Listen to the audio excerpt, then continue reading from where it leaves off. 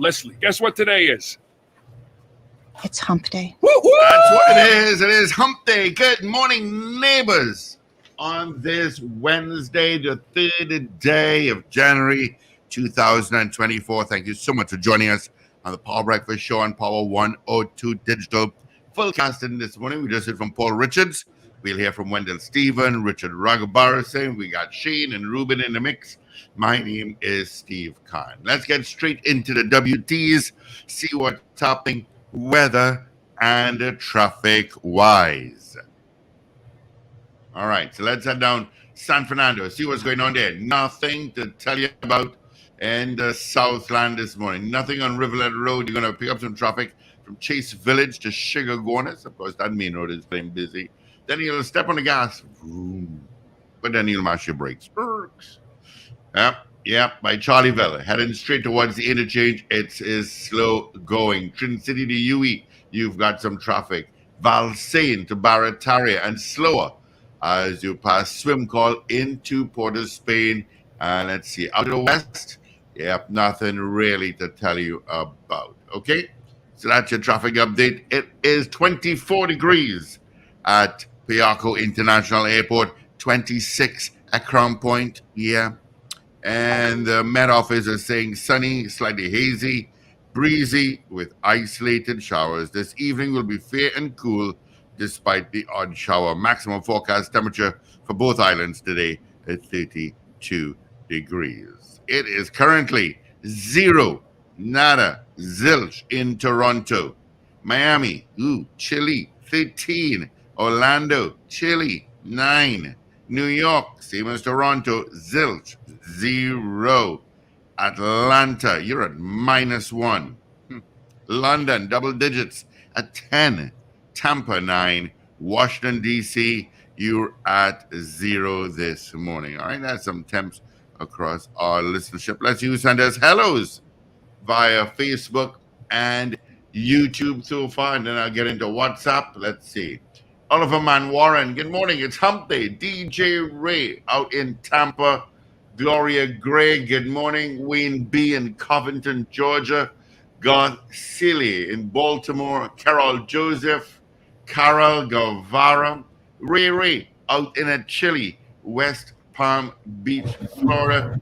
Rena Budu Jennings out in New York. Good morning to you. Thank you so much for hitting us up. We got Michael across the pond in England, that island. Good morning to you, Michael. And I got Dan Raj as well. Good morning, my friend. All right, that's some hellos via WhatsApp at 3181021, and of course on my screen from YouTube and on Facebook. Let's say good morning, good out to the man that starts the day off with a frown. I can see that frown. Good morning, Paul Richard. Good morning, Steve. Why are you frowning this morning? Why? Well, relax those eyebrows. I have no comment on that statement. Good morning, everyone. If you have to do as much as I have to do this morning, you'd frown too. Yeah, I figure that much. Evie, get well soon. Can't handle too much please. Of Paul's frowning. Come on, Evie. Anyway, good morning, everyone. Good morning. I'm looking for a document here that I can't even find. That's what is messing me up. Right in front of you, I am sure. Right, I found it. Good. What I tell you. Anyway, good morning, everyone. So I keep telling you, the government of Trinidad Tobago listens to us here. Yeah, they do. Good morning to my good friend Patos. Good morning, Patos. So, a lot happened yesterday again. Let's start with the good news. Congratulations. Let's start with the good news. I'm really happy that the government of Trinidad and Tobago has decided to offer to the Panday family a state funeral for the late Prime Minister Basdeo Panday, who passed away on the 1st of January, and the family has accepted. So I think that is really wonderful news, because I think Mr. Panday, I think most people of the 52 people who we polled yesterday, more than 95% said yes, Mr. Panday deserved a state funeral, and he's going to get one. I think that's very commendable. Congratulations, and good on you to the government of Trinidad and Tobago. I think that is really wonderful news. Yes, it is. You know, that is the good news yesterday. And then, of course, again, condolences to the Panday family. Mr. Panday's body will be flown back to Trinidad tonight. Mm-hmm. He passed in Florida. He'd been receiving treatment there for some breathing issues in the days leading up to the end of December 2023. He unfortunately succumbed to the issues after being taken off a ventilator, by my understanding. So to Makila and Omar, Vastala and Naila, his daughters and his wife, condolences again. Thank you for, sharing them with us. For it could be well over 60 years in politics, if I'm not mistaken. Oh yeah. If he's 90 years old. No, it's actually more than that, because I think he started in labor in his 20s and then politics shortly after that. So there's more than 60 years. They shared him with us for about 70 years of his life. So so thank you for sharing him with us and sacrificing him for all those years and allowing him to contribute so amazingly to this country. Good morning, Wanda, Stephen. Hi, morning. Morning, Paul. Morning, Steve. Morning, Richard. Morning, Trinidad and Tobago. And good morning, always down in the frame, so you like to be down in the frame, huh? Oh, I just have to pull this here. All right. Is that better? Much better. You always like to be down in the frame. Well, so I'm trying to get this thing at a height so that I don't have to be down in the frame. Well, I know you like to be down in the frame. Anyway, good morning. I was just saying before you came on, congratulations to the government and commendations on deciding to offer the Panday family a state funeral for Mr. Panday, which they have accepted. Right. I because we polled that yesterday, strange enough. And when we spoke to Dr. Munirali, he said that he cannot be afforded a. Well, the government can decide anything. Can get a state assisted. Yeah. So the government has decided. A state assisted, That's what Dr. Munirali said. Under normal circumstances, but the government can decide to offer a state funeral if they want. Yes, and the family accepted. Yeah. Because for Mr. Manning had a state funeral. Yeah. So that's anyway. So that's great news. Yeah. And I think a lot of good news we started this morning. The young ones went back out to school without a hitch yesterday. That's also great news. That's a short bit. There's a little amalgamation of some of the things that Basdeo Panday would have said over the years. It's short, so you can play this. Yeah, it's a short clip. I just sent it to you. I don't know if you want to play it. Yeah, I'm gonna get my device to play it. Yeah, so that we could. But we haven't heard anything from the families, even from his wife. You haven't heard anything from her at all. But I know. Well, I imagine they are in deep mourning. Yeah, and would have pulled together, and I'm not sure that you expect a lot from them right now. Yeah. Well, that is never an easy thing to deal with, regardless of the age of the person. Yeah. That's a tremendous loss to that family. So yeah. Oh, yeah. I would imagine that they're going through it. Mm-hmm. Yeah. Well, that's the good news. The bad news is this. Well, let me, before we get into that horrible news, let me just play the clip that Wendell had sent, which you all know. There was two famous words, phrases from him. So let me get one here. You see me and a lion fighting, feel sorry for the lion or the lioness. Not only does that reek of the macaramism, it is an act of rudeness, gross rudeness. Who the hell are they to tell me that I must go? When you said that, you said, I thought you said, crapo de tutti crappy.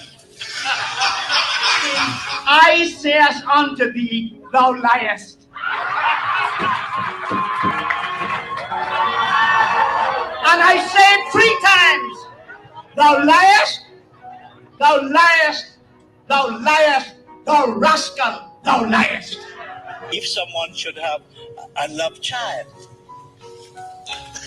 why are you leaving the moment I said that? And I'm extremely happy. I regret only one thing, that because of the problems Mr. Manning has given me over the years, I have not had the time to devote to my alma mater.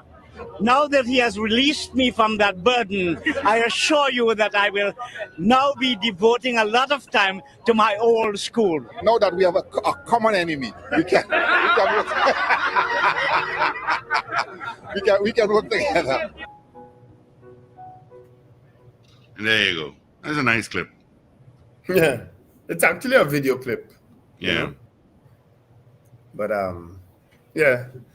So Panday had come up with some classics over the years. And as I said, one of them I like.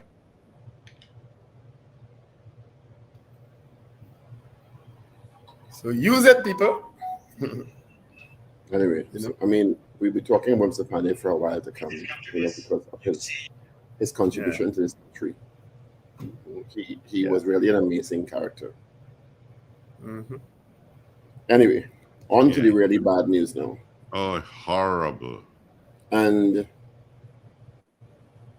of course, by now, most people would have known about this terrible situation that unfolded yesterday in Glencoe, in the west of Trinidad, where a soldier turned the gun on his estranged spouse and her mother and killed them both. He's since been apprehended in Arima. Blanchisseuse Road. You know, and I don't know. And this sad thing is that there was a restraining order against him. Well, not one, two. He got bail the first time and got bail a second time, despite the police objecting. Based on the story I read, the police objected to bail because he threatened her in front of the police. Yeah. They objected to bail, and he was still given bail and still allowed to have access to a firearm. Yep. So me and former Commissioner Gary Griffith, we had a little tit for tat yesterday on Facebook. Well, he went to the after people, but I mean privately we were speaking, you know, and he was saying that those are things that he had put in place when he was commissioner, that those things wouldn't happen. I mean, I don't know that has changed. He is alleging that they have changed that. I don't know that it has changed. I just think people are just not doing a proper job at monitoring some of these issues and take it for granted that, well, all right, he's a soldier, or this person is a soldier. This person has some sort of level of responsibility, and it ain't gonna reach there, but it reach. And I don't even know how the mother I mean, it's just such a sad story, you know? Well, to me, there needs to be some sort of upgrading of the laws related to protection orders, because by their very nature, the police can only act after the man do something, or the person. I mean, I say the person, the man, the person does something. I mean, I say the man does something. Yeah, because it could be usually a man. That's why I said that. Yeah, right? Yeah. And I think that can't be good, because by that time the person could either be badly injured or dead. Yeah. Yeah. And Lord knows how many times we have had this same discussion. And I don't know what could be done. And I've raised this in Parliament already, that not because someone asks to carry a weapon, it means they're psychologically capable of doing so. And not because you, at the time when you get the license for the weapon, your mindset will remain the same all the time. Yeah. And because that person had been served a protection order, his weapon should have been seized from him. He should not have been having access to a weapon. Especially when there's recent history of trouble. Mm-hmm. There was recent, whatever happened between them happened recent. She has an 11-month-old baby, you know. That's frightening. Which is said that the grandmother was feeding at the time. Oh. And apparently she's known to a lot of people I know. I mean, and I just think it's such a disgusting story that two people lost their lives because he's so mad, and then he go on running and hiding. Yeah, I don't understand that part. What I want to say, I can't say. What I say is that the chronology should be different. Say it. Just take your mic off. Don't bottle it. You know? But I'm not even sure I'm uncertain about that clip. I saw it and I didn't share the one where he was supposedly captured, because that is just a video of a car in the road and somebody joking. The Guardian is reporting this morning that he was recaptured. Mm-hmm. So so I don't even know that was a fact, but if it's so, it's so fine. There has been no official word from the police yet. Yeah. Whether he's been recaptured, but the Guardian is this morning reporting he's been recaptured in Arima at 8:45 p.m. So that's what we reported this morning from the Guardian.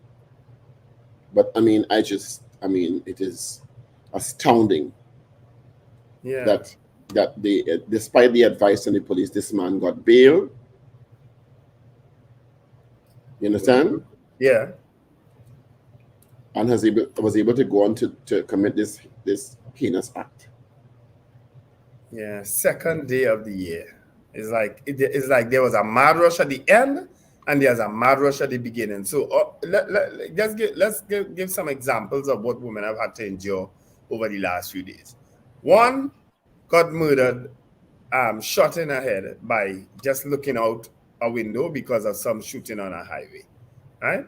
Another woman was kidnapped. We don't know for what reason yet. Thankfully, she was released. Okay?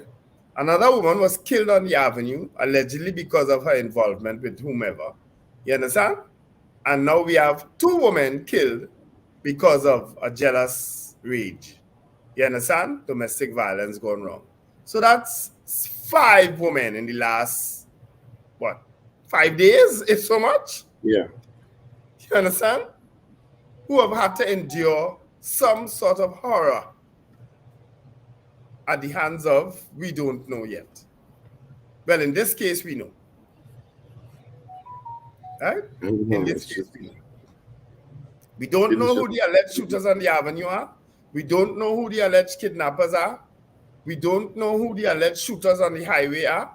No, the police have, the statement from with the kidnappers is that the police have apprehended several persons who are questioned in connection with the kidnapping when they recovered that woman, businesswoman. So okay, yes, I did read that. So correction, we have alleged suspects in this case, in the kidnapping case, right? And now we know for sure that this young man murdered his girlfriend and mother-in-law, girlfriend and her mother. You know. So. It keeps speaking to, because when you look at these statistics about assaults against women and rapes against women in this country, I mean, it speaks to some sort of deeper issue with men and women in this country and the way men are being raped. I've said so on many different cases, you know. On occasions, there is something about the way we're socializing boys to feel like we own women. Yeah. Something about the way we're socializing them, because something is wrong. That you feel so aggrieved. And I'm being very kind, that you feel that. Thanks Sherma for reminding me. The other one was the woman. The woman was shot in her bed while sleeping, by the police, by the TTPS. Thanks for reminding me of that. We never did we get a name for that person, and certainly the circumstance was as apparently she was a police SRP or something too. That's my understanding. Okay.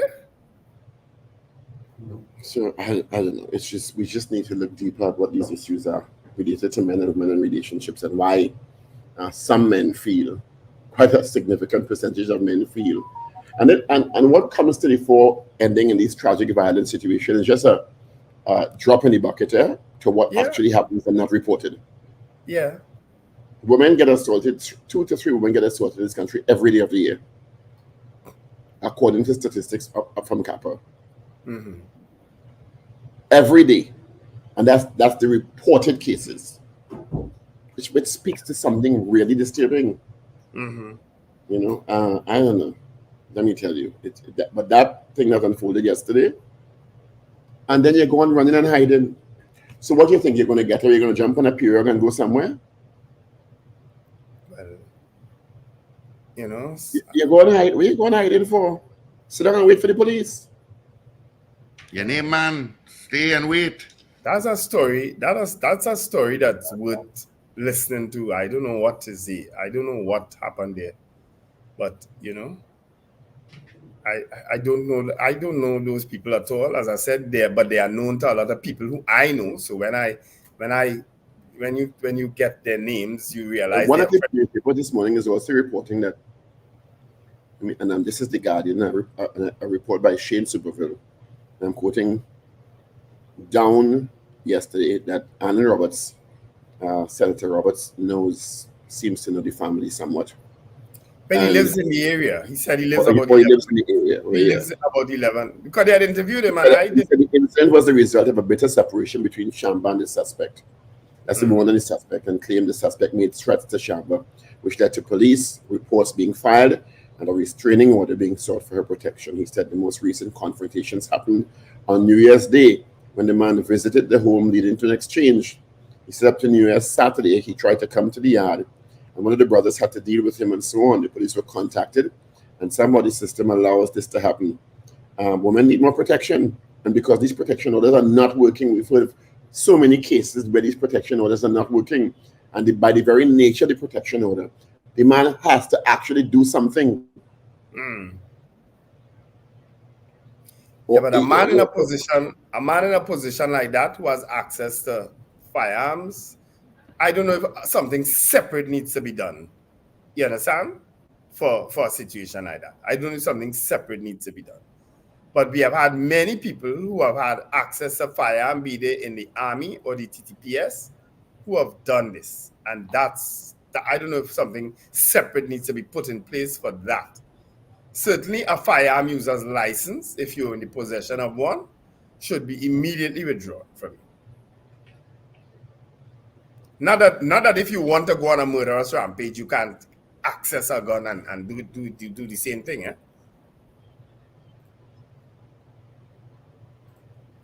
Did I lose Paul? Did we lose Paul, Steve? No, I'm here. I'm just. Oh, okay. I'm thinking. I know my internet is giving trouble, and I'm thinking it's me. You know. Yeah. No, I'm getting news ready for the frequency. So. Yeah. So I'm multitasking. All right. Yeah. I know. Yeah.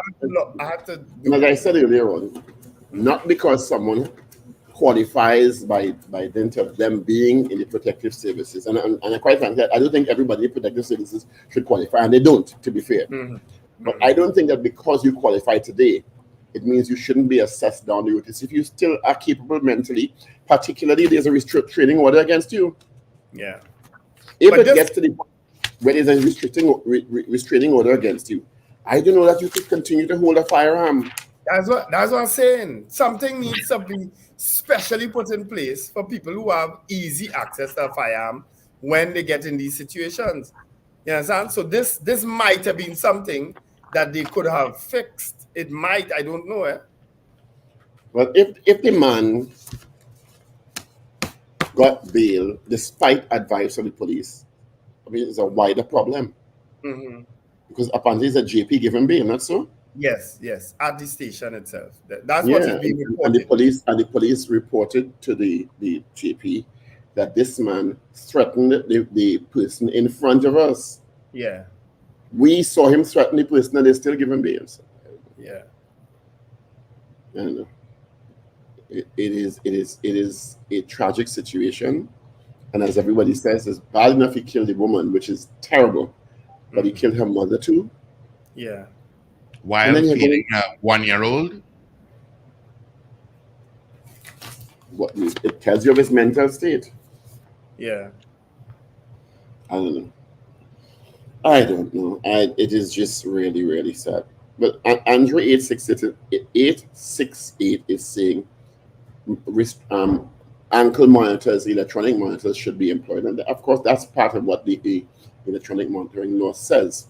But there's a problem with that too, because to me it's only 48. According to a report I got recently, 48 have been administered, and even some of those are giving trouble. So they're putting laws in place and not putting these support systems and infrastructure. You understand? So it's a whole unfortunate situation that has to be addressed urgently, because we can't continue to have women being mowed down like this over and over. That situation in the Avenue is also tragic. Yeah. Yeah.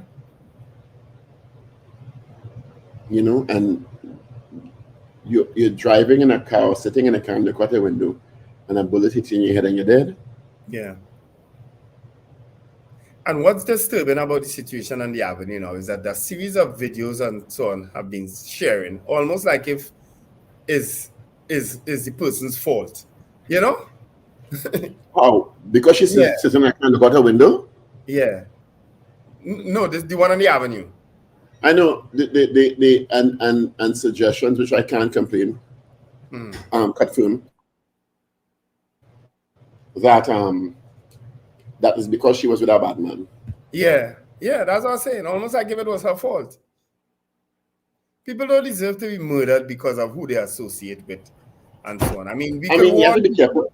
You have to be careful who you associate with. Let's start with that. Right. Because associating with some people, if that is the case, because I'm not sure, I don't have information to confirm that is the case, is going to put you at greater risk. Yeah. Right? Let's not pretend that is not a situation that people have to be careful about who they associate with. I mean, the Prime Minister said it indelicately many years ago. It was 6 for it. But women and men need to be careful with who they associate and get into relationships with. Yeah. That is a fact. Dr. Rowley may have said it indelicately, but it's a fact. Who do like it tough? Right? Yeah. The who you choose to become involved with is going to affect your life in one way or another, positively or negatively. Yeah. Right? That's one. And becoming intimate or us in relationships with people who may be known to the law is going to put you even at greater risk at some point. Because when the criminals come to shoot each other, unfortunately, they don't care if you there or you ain't there. They shoot it. Yeah. Right? So Sherma is saying that the guy is not a bad man or a gangster. I'm not saying I know. That's why I said I have no confirmation of it, but that is what has been perpetrated on social media. Yes. And in the case where the woman was killed in the bed with the man who police say pulled the gun on them, he was also known and was of interest to the law. You understand? So it is a fact that you should be careful who you associate with. I'm not saying the man was a bad man. I don't know. Right? But that's the first thing. The other thing is that you're right. No one deserves to be shot. No one. Yeah. Whether it's sitting in a car, standing on the side of the road, because when they pull the gun and sell a pellet bullet, they don't really care. Look at the one who was shot in St. Augustine. When she looked out the window, was she associating with a bad man? No, she wasn't. She heard some noises and she looked out her window, and when you hear the shout, the woman was shot in her head. Yeah. So I don't know. I have this way, as I said now. I used to go out on my porch earlier as night, right? And watch the fireworks, because from where I am, I see endless fireworks in the Arima Northern Range there. I see it. Oh, it looks beautiful. I don't go outside again, you know. It does sound beautiful. A couple years ago, a neighbor, literally across the road from me, a bullet come through his roof. Yeah, that was From my God neighbor. only knows You where. can't tell the difference between bullets and firecrackers. No, you can't. Not me. I'm not going out there. Yeah. And the way they indiscriminately send up these fireworks, it falls on people's roofs. It can cause fires. That is something that I don't know. Up till last night, there were fireworks going off in my area. Yeah. Around my area too. last night. It will continue until the weekend. My God, no, man. And they dressed it right in front of your house, send out the fireworks. Don't care if it falls on your house and burn on your house. No. And again, I said it yesterday, and I'll say it again. I don't blame them. I blame the authorities that allow the importation of fireworks en masse Yeah. to be sold. Yeah. If we think fireworks is a problem in the country, and we've had 1,000 times people complaining about the fireworks, not only because they're detrimental to animals and elderly people, but because they can set places ablaze. They're allowed to be imported en masse to be sold. Mm-hmm. We know who the major importers and distributors are. We know. And not everyone. And then the police, I remember interviewing the police years ago, and they said, well, it's difficult because they don't know where the firework emanates from. And it's true. You can't sit down and know where it comes from exactly. Yeah.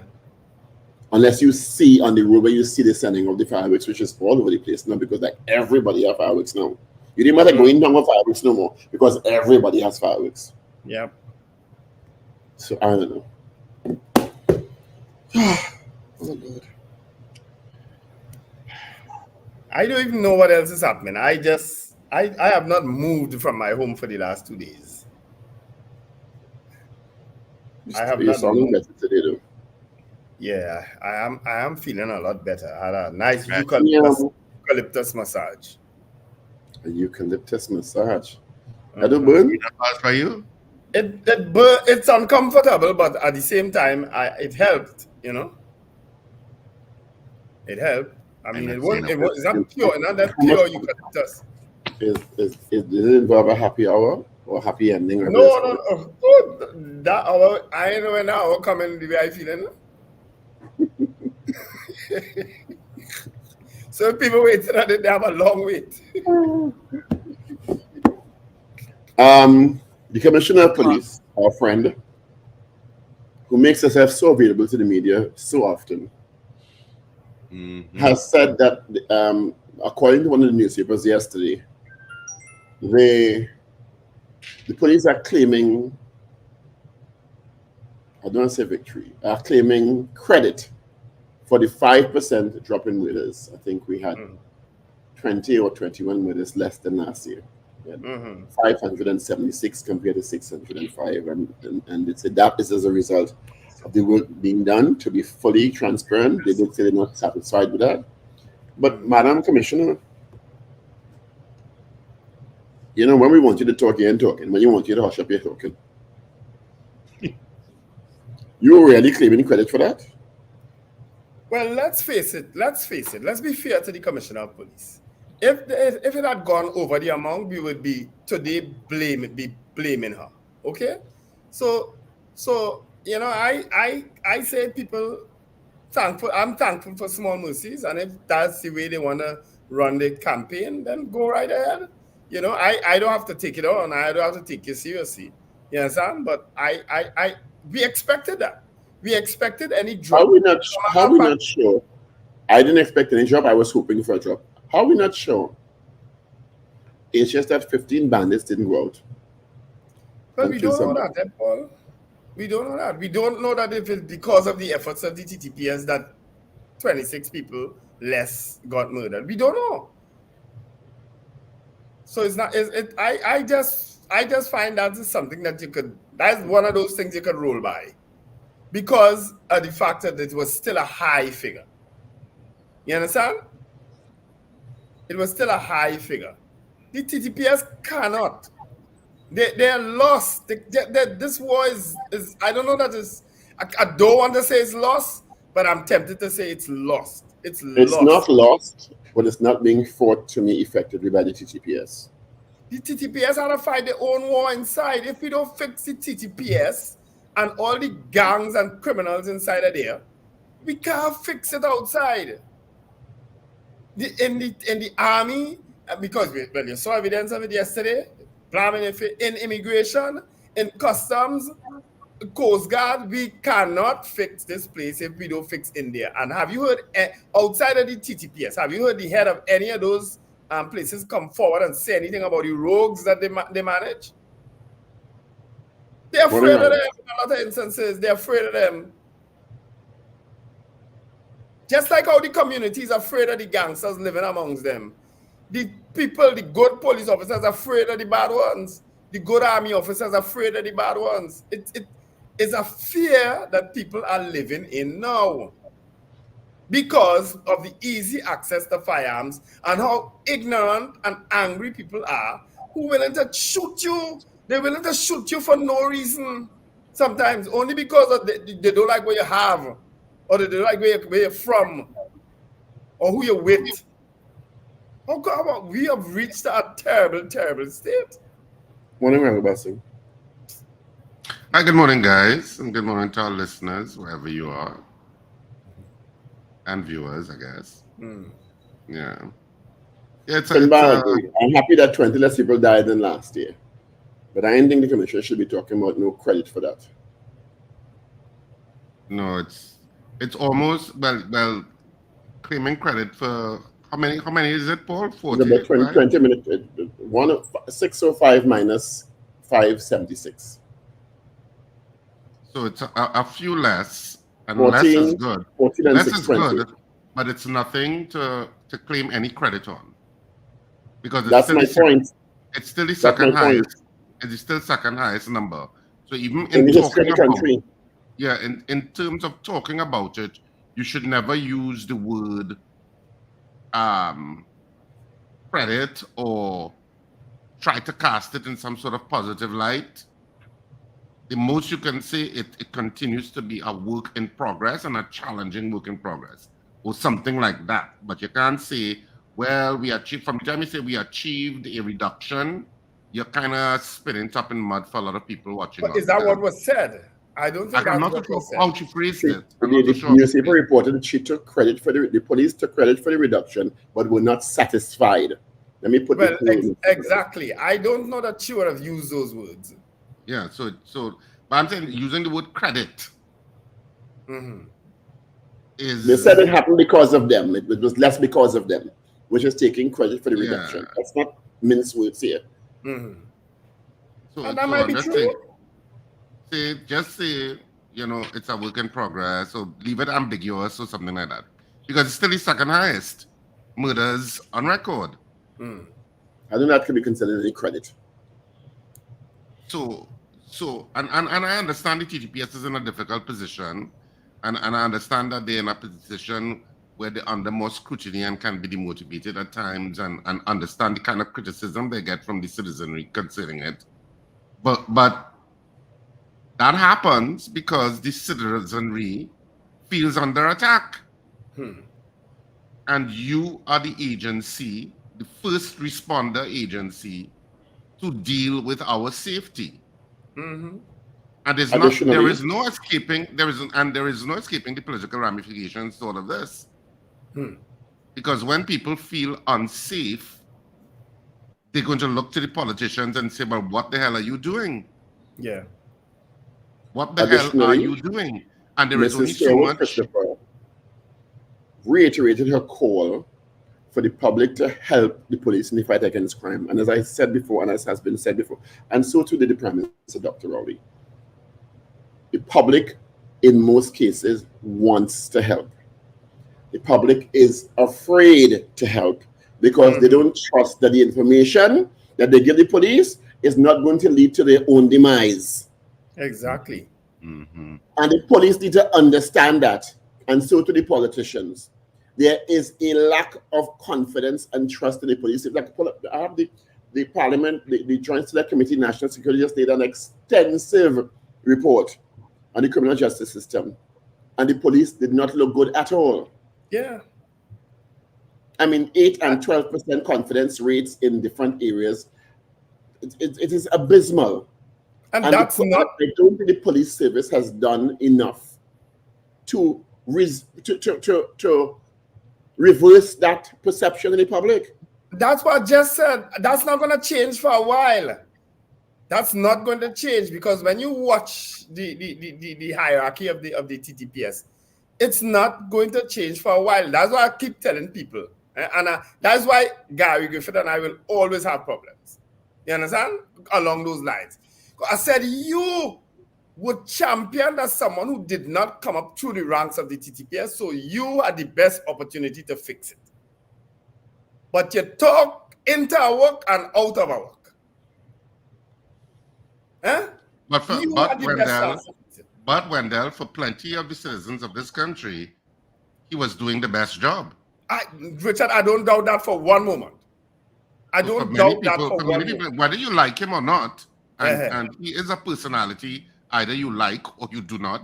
I think he's not one that you have a middle ground on. Whether you like him personally, there was a perception he was making inroads. That's Yes. my understanding. We all agreed with that. We all agreed on that. We all supported his ascension to that office. Oh, for goodness sake, man. Sometimes just get the job done. Forget all this pettiness and thing. It Let me give you an diminishes example of why I think there's a serious, and I've said this over and over, there is a communication and public perception problem with the police service. And this particular commission is not helping. A woman was shot in a bed, reported by the police to be sleeping next to someone of interest to them, who the police say pulled a gun. You have heard nothing from the commissioner. Mm-hmm. An off-duty officer has now been charged with 2 counts of murder and 1 count of, I think I'm paraphrasing, intention to cause grievous bodily harm, after a fable about a robbery at courts, which my understanding is the video will show a startling reality. For the police have video about someone who shot 2 people to death and injured 2 others. That was one we forgot, because that involved a woman also. Right? So thanks for reminding me. Not a word from the commissioner of police. Right? And these instances are opportunities for you to come before the public and say, listen to me. As the commissioner, we do not condone any breaches of the law, whether it be from our own or members of the public. And justice will be served. Something as nebulous as that. Yeah. And a full investigation, transparent investigation is underway. And I assure you that no stone will be left unturned in the interest of justice for all. You ain't saying he innocent, you ain't saying he guilty. But you are saying you are leading the charge for transparency here. Not a word. High profile. And these are the issues I have with this commissioner. Yeah.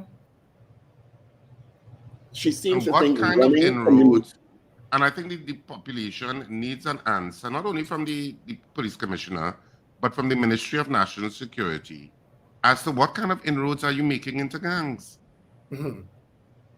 Because you keep saying, oh, we have this amount of gangs, and I think last count was, what, 150? I don't even know. I've lost count now. And you're saying that it's a problem, and we are seeing the problem materialize, shootouts in mid-afternoon on a major highway, an innocent bystander killed. You have all of these issues, and another woman, Wendell, and you have all of these issues playing out like horror movies in front of the citizenry. And you're recognizing that it's gang warfare, and you're hearing about the 6s and the 7s, and it's all over social media. Social media has all the intel, apparently, of what is going on. And there is no indication that the state is dealing with this issue aggressively. Or effectively. There is none. You have no sense that they're dealing with it. It's 12 before 7. We need to go to papers. Yeah. Does anyone have? I don't have. No, sorry. I moved a little late. Where my express going? Anyway. Where the express going? Just so. All right. Let me mark up the express. All right. It's Wednesday, the 3rd of January, 2023. Let's go to the newspapers online for today. We start with the Express. Latest headline: soldier arrested fleeing into the mountains. The soldier wanted in connection with the murder of his estranged wife and mother-in-law at the house in Shawlands was held by police at 8:35 last night. A man of the people, Basdeo Panday, tributes pouring about Basdeo Panday. Of course, and the state has now offered, and the family accepted a state funeral for Mr. Panday. Details to be forthcoming. His body will be flown back into the country later tonight. The cost of that repatriation borne by the state. Mother and daughter stayed in Glencoe, kidnapped. Anisha found, suspects in custody. That's also good news. We forgot that one, Wendell and Richard. The kidnapped businesswoman was found safe yesterday. Yeah, that's a positive. Yeah, that's also a positive. Real Clara dad John's at Matlot. Frost, the epitome of tenacity of purpose. TT exports recover significantly post-pandemic. And Mitchell, in terms of the tourism sector, we are encouraged, right? Solely arrested fleeing into the mountains. I don't know what you're running for. Let's move to the news day now. I don't understand. Sorry, Paul. You shoot and then you run. You think, so we said earlier, you're going to get away. What is your game plan here? I just think it's arrogance and hot-headedness and craziness. If you can't take it, if you can't take emotional and being linked to somebody, don't fall in love. Don't link up with nobody. Keep by yourself. That has nothing to do with love. That has nothing to do with love. They will say it is, right? But that has nothing to do with love. Don't link up with nobody. Keep by yourself. That is somebody who is abusive and controlling and who lost in his mind control and found out that the only way to regain control is the issues related to the protection order in the first place and the unfortunate outcome in the end. Yeah, that's not love. Kamla, Panday was Trinidad and Tobago's conscience. Panday's political colleagues laud his acumen. Jatam hails Panday and Charles, principals in limbo after promotions. Ralph Mirage, Panday was a force to change Trinidad and Tobago. Jack Warner, Panday's death must unite Trinidad and Tobago. His former cabinet colleagues hail the former prime minister. One dead, another injured in Area Peter Avenue shooting. With the victim's mother, he was killed for not joining a gang. Patrick Manning's son Brian on Panday. He was my father's political opponent, never his enemy. And police arrest fake soldier. Let's move to the Guardian Online now. Fake soldier. What is that story about? No, when I finish, I'll be going to it after. Right, let's go to the Guardian Online now. Mother and daughter killed at their home. I could do the Guardian for you, because we have it. Please. Yeah, because the Guardian is outdated because they said Sunday has wanted in connection. Everybody else reporting he's been recaptured. He's been captured. So the front page of the Guardian: 3 women killed, mom, daughter ambushed in home, soldier wanted for attack held in Arima, 19-year-old shot in car while liming in Woodbrook. All of that is on the front page. So 3 women killed is what the Guardian went with as their headline. State funeral for Basdeo Panday is a sub-headline also on the front page of the Trinidad and Tobago Guardian for today. And I'll just go to the back page pretty quickly. Back page, Guardian. Eagles to test AC Port of Spain. That's it, basically the main headline on the back page of the Trinidad and Tobago Guardian. That's it. So that's it for our 3 dailies this morning. All right, let's get the results of our morning poll. We kind of already know it already. Where we asked you yesterday, do you think Basdeo Panday should be afforded a state funeral? You voted 75%. 75 said yes. All right, this morning's poll.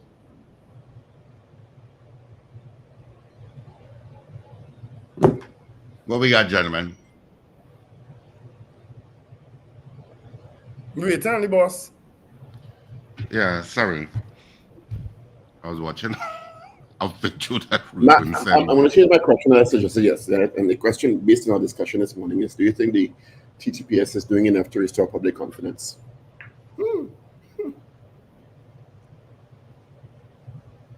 I thought about it. No,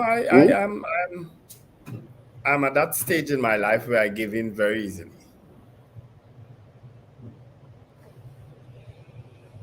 Is that okay? Yeah, that's fine. Richard, second boss. Or are you confident? And if you wanted to freeze it, yeah, are you confident enough to give information to the police? Or do you have the trust and confidence? Do you, meaning the person, have the trust and confidence to give information to the police? All right. You can ask that. Yeah. Okay. 222-8255. Toll free for North Americans. 866-525-1099. On WhatsApp at 3181021. And of course, on Facebook and YouTube. Good morning to Val out in Dabity. Good morning to you. Dan Raj says no. Richard, you writing, right? Karen Yipnow says no to the poll.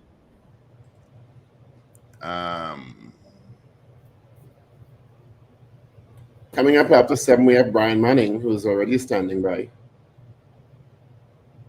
As at January 1st, property tax is going to be effective, so we'll be talking about property tax with Brian Manning. Yeah. Coming up after, and of course, we will get his impressions.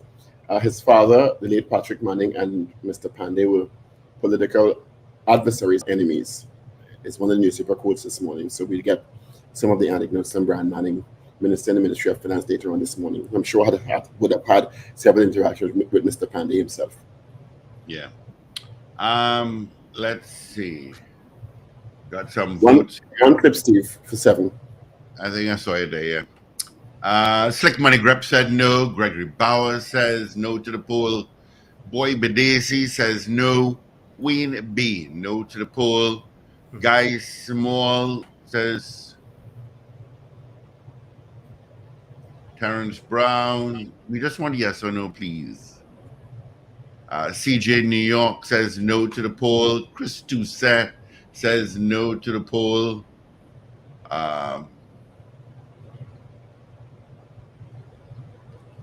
Good morning, teacher Isaac. I have her recorded as she reminded me about the 2 women who mysteriously died in Tobago also too. That's true. No news about that. No. 2 women who were found dead in Tobago. Last week. Mm-hmm. Jaron says no. Oh. So our poll this morning, do you have the confidence to give information to the TTPS? Because of course they want you to partner with them in the fight against crime. So do you have the confidence in the TTPS to give them the information, if you have any, I guess? Yeah. That's the poll this morning. 222-TALK, 222-8255. North Americans, 866-525-1099. That's absolutely toll-free. People on the web and the app and LinkedIn and all of the other platforms that we're on, you can just send the messages via the message platform there. You can vote. And of course, if you want to send it via WhatsApp, 318-1021. 318-1021. Of course, put the 868 before it now. Yeah. I like that suggestion We have called sentiment from CPT Singh. Good morning. Man, this whole system has failed us, failing the women, right? The systems, and a lot of the systems need to be changed. So it's really fair to just say that question. I will still say yes. The whole system, JP, All right. police, everybody, courts, everybody. All right. Thanks, Zena. Good morning, caller. Good morning, gentlemen. Sandy Grandi, yes. All right. Thank you. I'm seeing 3 new judges were sworn in yesterday. Yeah. Ms. Maloney says Ronnie. Go ahead, Steve. Yeah, Ms. Maloney says no. Donna Leeling says no. Shuin Kerr says no. Maraval on the road says nah. Morgan says hell no. Kenny out in Harlem, I say no to the poll. Wayne B. Okay, thank you, Wayne B. We just said that. Yeah, what was that poll? 3 new judges were sworn in yesterday. Mrs. Maria Busby Earl Cattle. Oh my goodness, Maria is a judge now? That's the chief Mr. magistrate. Trevor Jones and Mrs. Indrani Sedeno. Mr. Trevor Jones and Mr. Trevor Jones and Mrs. Indrani Sedeno. All sworn as judges yesterday. I wonder the chief magistrate. No.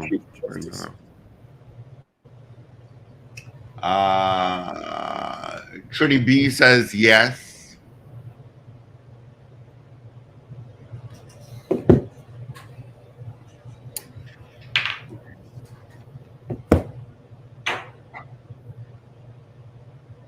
Do you have confidence to give information to the TTP as they're asking for your cooperation and assistance in getting information to them in the fight against crime.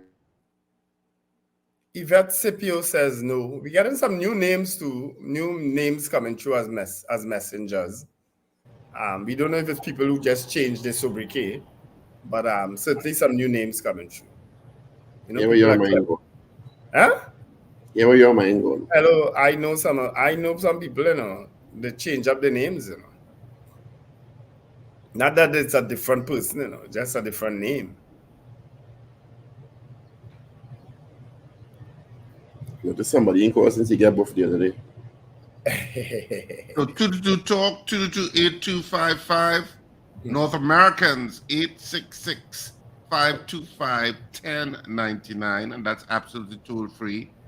People on the web app, wherever you're looking at us at, you can send your messages via the respective platform, and of course you can also send it via WhatsApp at 868-318-1021. Yep. All right, gentlemen, let's get into our news at this time on this, the 3rd day of January. This is your news bulletin from Power 102 Digital. It is Wednesday, the 3rd of January, 2023. Good morning, Trinidad and Tobago. This is Major News to 7 a.m. on News Power Digital. A mother and daughter were shot and killed at their Glencoe home yesterday. Police said around 11 a.m. Tuesday, Carmelita de Leon, 66, and her daughter, 43-year-old Kalinda Shumba, were at their Riverside Drive home in Shawlands, Glencoe, when an estranged relative of Shumba shot both women at the house.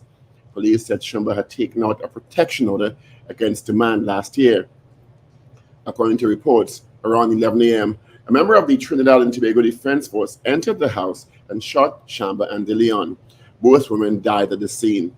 The Defense Force personnel was charged last December and granted bail for breach of a protection order and assaulting Shumba. Shumba is the mother of his children and had a protection order out against him. Police from various operational units were searching several forested areas in and around the Rima for the man believed to have committed the heinous acts, who is also described as a soldier. After a nationwide manhunt, police arrested the suspect along the Blanchard Road in Arima at 8:35 p.m. yesterday. The TTPS gave an update last night during the search for the suspect.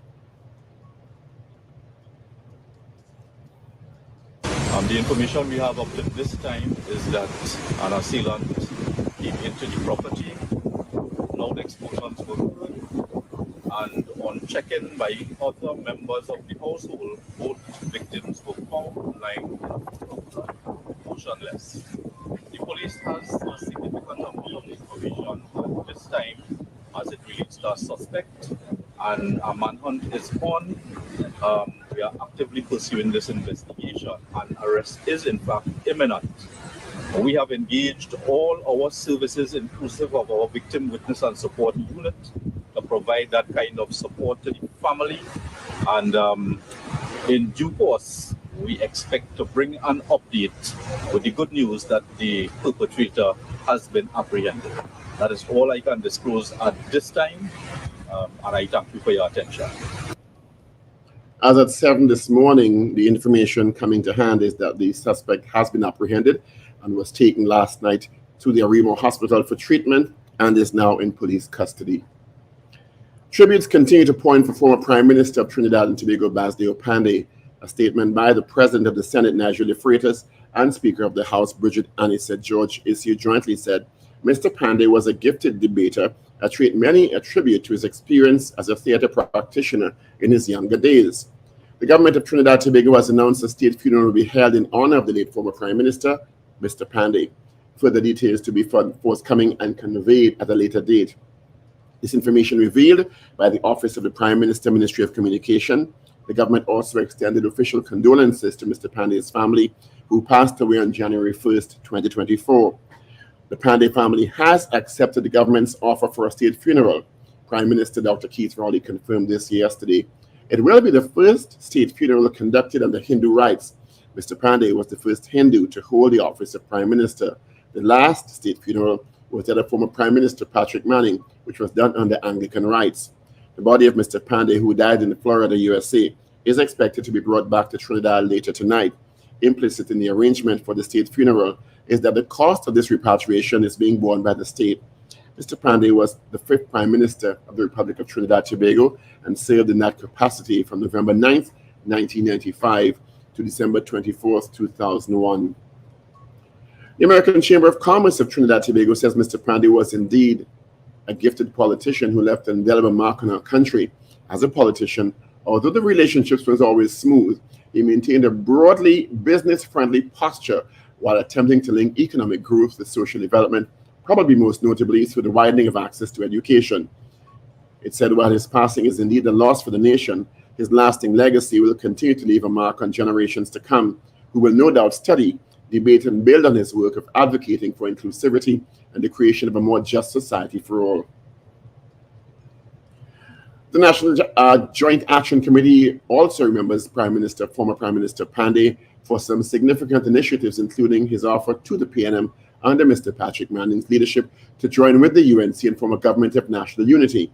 It said Mr. Panday's initiatives were intended to achieve unprecedented progressive and production levels in collaboration of governance for Trinidad and Tobago. NJAC said also of significance was his declaration of the Baptist Liberation Day holiday and his efforts to develop an eastern side of Tobago following one of his visits to Tobago, where he expressed grave disappointment with the state of the physical infrastructure in the part of the island and promised at that time to address the issue. And the Employers Consultative Association of Trinidad and Tobago says Mr. Panday will be remembered as a visionary and fearless leader committed to the growth and development of Trinidad and Tobago. He was a pioneering figure within the trade union movement, having served as the past President General of the All Trinidad Sugar and General Workers Trade Union, formerly the All Trinidad Estates and Factory Workers Union, and was co-founder of the United Labour Front. His contributions to the labor movement and subsequently the political arena were enduring, with positive impacts in areas including social welfare, housing, education reform, healthcare improvements, and poverty alleviation measures. In news of the region now, 2 Caribbean nationals have been appointed as commissioners of the Inter-American Commission on Human Rights. Gloria Monique Demise from Suriname and Guyanese Arif Budakan joined the council this week for a 3-year term. Demise is a jurist and professor of human rights. Wilkan is a lawyer and academic who specializes in constitutional law, human rights, and criminal law. In international notes now, Storm Hank has hit large parts of England and Wales, bringing gusts of more than 80 miles per hour. The worst of the storm has now passed, and the Met Office amber warning has ended, but a yellow warning for wind and rain is in place. The winds also caused the travel chaos, with several rail firms warning people not to travel as block trees and power failures affected much of the traveling network. To end our 7 a.m. major newscast, here are the headlines once again. Mother and daughter killed in Westmoreland, suspect apprehended by police. Tributes continue to pour in for former Prime Minister Basdeo Panday. Guyana and Suriname representatives appointed to IACHR Commission. And Storm Hanks brings heavy rains and strong winds and batters parts of the UK. That is major news to 7 a.m. right here on News Power Digital. We'll have major news coming up again at 12 noon with headlines due at 8 a.m. Good morning.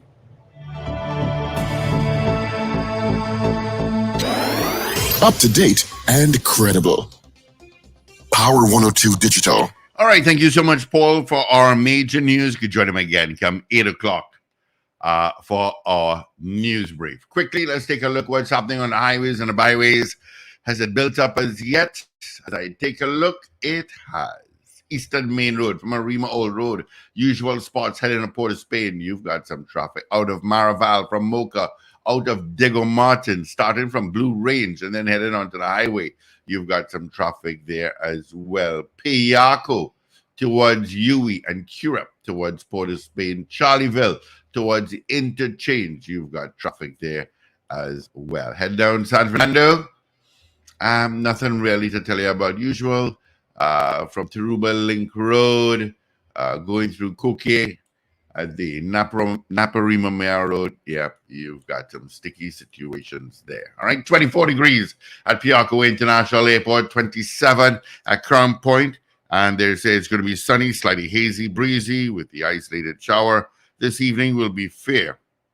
Maximum forecast temperature for today, both islands, 32 degrees Celsius. All right. We do have some more votes coming in here, so let me just get into it. Yvette says no. Cheryl Johnson says no. Ingrid Adams says no. Carol Guevara says yes to the poll. Okay, let me just check some WhatsApp here. I've got Lorna. Morning, Lorna. Indy, Carly, no way. Thank you so much. And that's all I've got so far. Of course, our poll will stay up until tomorrow morning. We give you the final results. All right. Our poll this morning was: do you have the confidence to give information to the TTPS? And we had 24 people voting in the allotted time. Of the 24 people voting, 20 of you said no. You do not have enough confidence to give information to the TTPS, and 4 of you said yes. So 20 of you said no, 4 of you said yes. So, of course, you can continue to vote in this poll throughout the day, through our programming, and we'll give you the final results tomorrow morning, which, of course, will be Thursday as we zoom towards the weekend. All right. Let's say good morning to the Minister of the Ministry of Finance, Mr. Brian Manning. Good morning. All the best to you and your family for the new year. Hi, good morning, gentlemen. Good morning, Trinidad and Tobago. Happy New Year to everyone. Hope all is well. Yeah. Not bad at all. 76ers, Brian. That should be a TK Knight Riders sweater between you. Good morning, Mr. Minister. You have a problem with the 76ers? the eventual NBA World Champions this year? I forget about your passion for basketball, but I'll have to trust your expertise. I'll wear my Toronto Raptors shirt tomorrow. Is it a passion for basketball to bank of having not been tall enough to play basketball? Not been no, tall he used enough. to play basketball. Have we met, sir? He used to play basketball? What? Brad was a serious basketballer. We have to challenge you to a tournament soon and see if you can still. No problem. Anyway, good morning. Happy New Year, Mr. Minister Manning, and to your lovely wife and your mom and all of you. Hope everyone is well. Wish you all the best for a bright, prosperous 2024 and beyond. Well, of course, by now you're well aware that Mr. Panday, the former Prime Minister, has passed on. He was a political adversary, but also seemingly a good friend of your late father. Yes. And their relationship was very well known in and out of Parliament. And many people were lauding yesterday how they missed those days when they could be vociferous adversaries in the House respectfully, but also be very cordial and friendly outside. And, kind of lost some of that in today's context. Your memories of Mr. Panday and how your father interacted with him. Yeah, I just remember Mr. Panday for his intelligence, his charisma, and his wit. And trust me, as I said in my statement, I believe that Mr. Panday and my father, sharpened each other because they had to be their very best to duel with each other. Mr. Panday was no small opponent. I mean, you spoke to him once, you could see his intelligence. Listen, I tell people the greatest political speech I have ever heard is Basdeo Panday's Field of Dreams speech, which he said on the eve of one election, I believe in the 2000s or in the 90s, I believe it was. It is the single greatest political speech I personally have ever heard. And I've heard many political speeches over the course of my lifetime, including my father's speeches. And, I always remember as a student in the US, I was listening to some of the political broadcasts. And Mr. Panday one time, he said, this election, I'm going to beat Manning for a third time. He said, when you win 3 times in a row, they call it a hat trick. After the next election, when you lose 3 times in a row, they'll call it a Patrick. Right. This man is up against my father, trying to end his political career. And I am laughing louder than everybody else, listening to the broadcast. He was just a guy who was difficult to not like, because he was just that intelligent and that smart of a guy. And I believe he is someone who genuinely cared for especially the grassroots communities and the cane farmers of this country. So we have lost a giant in the political sphere in this country, and I'm sure he's someone who's going to be dearly missed by all. I like how you said that he's someone difficult to not like. Yes. That's absolutely. But you're right. Despite all his achievements, he was still somebody who'd walk up to anybody in the street and spend 5 minutes talking to anybody in any arena, in any sector. And I think that spoke to his humility in spite of his greatness, in addition to his greatness. He was never rude to me ever, and we've met several times over there, even when he and my father were involved in active politics.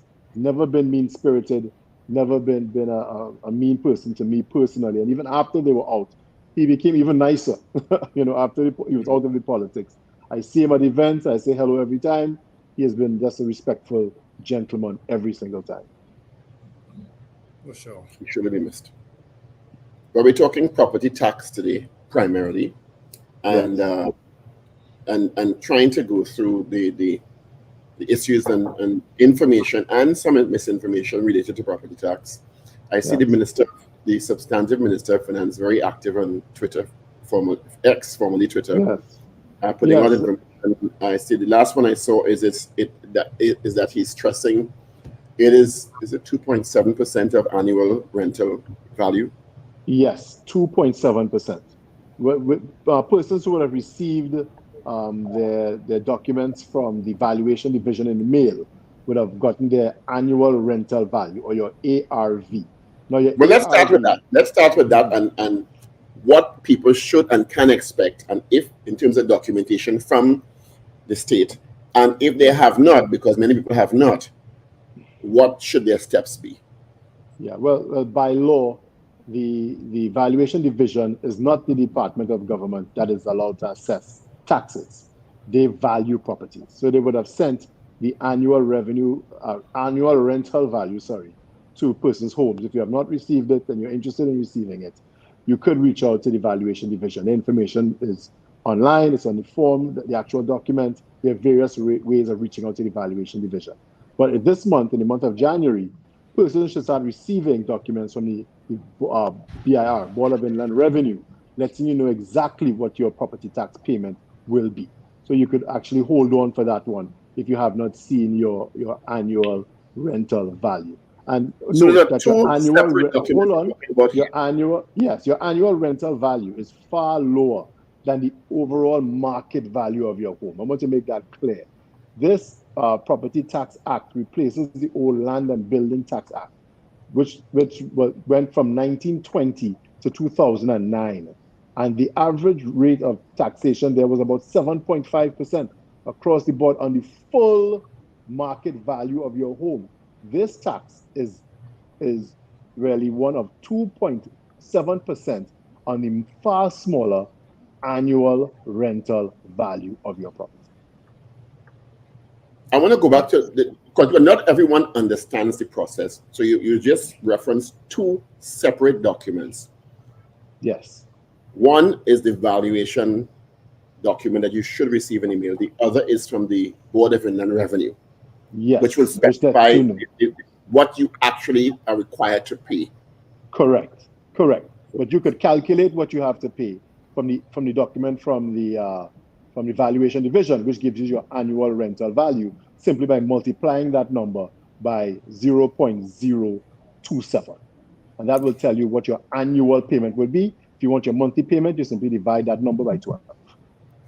Brian, guys, allow me to get this out of the way quick, because just yesterday I was made aware of a situation by someone whom I know well, who owns a property in Port of Spain, and they're in a townhouse area, and they would have gotten a figure of, I'm just using arbitrary figures here, let's say $180,000 as the annual rental value of their property. Why are you using an arbitrary figure? I'm using an arbitrary figure because I don't have the document in front of me, right? Okay. But I'm going around the same figure that I remember it to be. 2 buildings down, same type of building. That person has an annual rental value of $150,000. How can that be resolved? How is that explained? Okay, same that figure. Type of community, same type of building. This is a residential property? It's residential, both. Okay, that sounds excessive. So if you want to query your annual rental value, you can simply write in to the valuation division asking for review of the annual rental value. You know, of course, this is a system that is run by human beings. Human beings are flawed. There will be mistakes. And if you believe that you have gotten an annual rental value that is not correct, you can simply contest that with the valuation division. Right. So my next question is, how have they decided? How did they decide on these annual rental values? Okay. Well, there are three ways to value real estate. And I don't want to get into anything that's too academic. There's the cost method, the comparison method, and the income method. The cost method would require a property owner to add up every single item in your home that brings value. Every screw, every nail, every window, every tile, every countertop, every single thing. Whether you have a carport for 2, carport for 1, AC, all of that you'd have to calculate at a market value, which of course would be extremely difficult and almost unworkable. The next one would be the comparison method, where you'd have to find a property exactly like yours within your community that has been recently sold. Then you can use that market value to try to estimate the value of your property. Of course, that is also unworkable because it's going to be difficult to find a property exactly like yours. Then make the proper adjustments to come up with a number that's accurate. The third method is called the income method, which is really a discounted cash flows of possible revenues. So that is what is being used here, the annual rental value or the possible revenues that can be, or income that can be generated by your property. And it is one that is far more workable and easier to access when valuing thousands of properties across Trinidad and Tobago. Have all the residential properties been valued already? Because I know people have said that no one visited them, no one interviewed them, but yet their properties have been valued. It's not going to be a system where the field officers will have visited every single property in every single community. What they do is they take a sample of various types of properties in various areas, and they would go out and do a field estimate, and then they would use those values to estimate for the entire community. It's not a system where a field officer would visit every residential property in Trinidad and Tobago. That too would be unworkable. So it's pretty subjective according to the field officer or according to the assessment officer? No, I wouldn't say subjective. They have a standard form where they take the same notes as every other field officer, and they take note of exactly the same thing across Trinidad and Tobago within the same communities. All right, because I have to follow up on this particular case for this person. Absolutely, and anyone who thinks that they've gotten an annual rental value assessment that they believe is incorrect is free to challenge that assessment. There's no problem. But don't you have a timeline in challenging those assessments, or that timeline is not being strictly held? No, it depends on how many we receive, but because it's not being reintroduced, persons would be looked at in terms of any challenge that may come forth. I mean, if you receive a valuation that you believe is incorrect, I don't know why you would hesitate in challenging that valuation. Now, I know according to law, a certain percentage of the residential evaluations had to be made before the property tax could be legally implemented. What is that benchmark, and that has obviously been yes, met? It has been achieved. We had to believe, I think 50% of the valuation role at the valuation division, and that benchmark had been achieved. That's where we had to have our field officers out in the field to make these valuations. So that was achieved. So we've passed that hurdle, and now we are moving forward to estimating annual rental value, and then from there implementing an actual property tax rate to everyone. And mind you, whatever property tax rate you would have gotten right now would be far lower than the land and building tax that you would have paid up to 2009, which was on the full market value of the property and not on the far smaller annual rental value of your property. How many years? Is it 1 year? Or how many years are you paying for? I'm asking basic questions because people have all sorts of information and misinformation out there, and we just want clarity. Yes. Sorry, say that one more time. How many are you paying for the last year, the last 2 years, the last 3 years? No, there's no retroactive payment of property taxes. So the people of Trinidad and Tobago would have gotten about a 15-year reprieve on paying property taxes in this country, and now we are introducing, I would dare say, one of the lowest property tax rates of any non-tax haven country in the Western Hemisphere. And we intentionally ensured that it was relatively low so that it would be a gentle reintroduction of these taxes after almost a 15-year moratorium. So persons are paying 1 year starting January 1st, 2024. Absolutely correct, yes. All right. In terms of who is it the property owner required to pay the tax on the property, the person's name on the deed? Yes, the property owner is the one liable for paying property taxes. Period. And in terms of the time frame running for paying this for 2024, what's the time frame that the person is required to pay this? Well, all of that will be included on the BIR document that you will receive in January and this month. So all of that will be made clear once that document is received. So and you pay for the year, right? You can pay for the year, but it's still being worked out exactly what kind of truncated payments you can make, whether you can pay quarterly, whether you can pay annually. What we wouldn't want is to have an entire community rushing to the revenue office every month to make a property tax payment.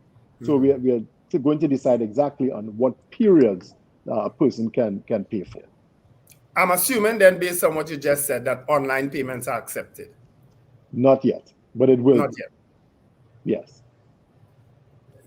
In terms of the query mechanism, is that query a walk-in and in-face query process, or can you put your query through an online process? Online. You can call, you can email in your documents. You would speak to one of the representatives there at the valuation division, and they will guide you through the process, and you can submit online if you choose to do it that way. If you file an online or an in-face or a telephone query, is there a time frame within which a response will be received, and you have an abeyance of this payment until this issue is resolved one way or the other? Yeah, I couldn't say at this time, but that would depend on, of course, the volume of requests that the valuation division receives. And I believe it is something that is going to be discussed by an independent body, and they should return a response to you as quickly as possible, because it's in the best interest of all for that to be done. How many residential properties are registered with the state? I believe the last number I saw was somewhere in the region of about 200,000 in that area. We have residential, we have commercial, we have agricultural, somewhere in the region of about 200,000 residential property. And what is the range of annual property tax for this 200,000? Yes, as the Minister of Finance would have announced on several occasions in the Parliament, and it was published in the news, I believe is also on his Twitter feed.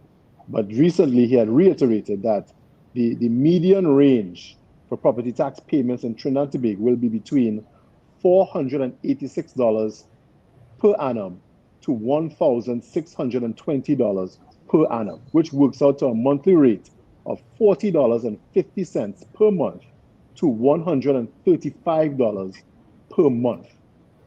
So over 60% of persons assessed will have a property tax payment within that range, and that is $40.50 per month to $135 per month in property tax payments.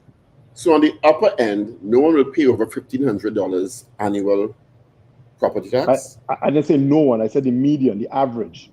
So what's the upper range? The upper parameter, sorry.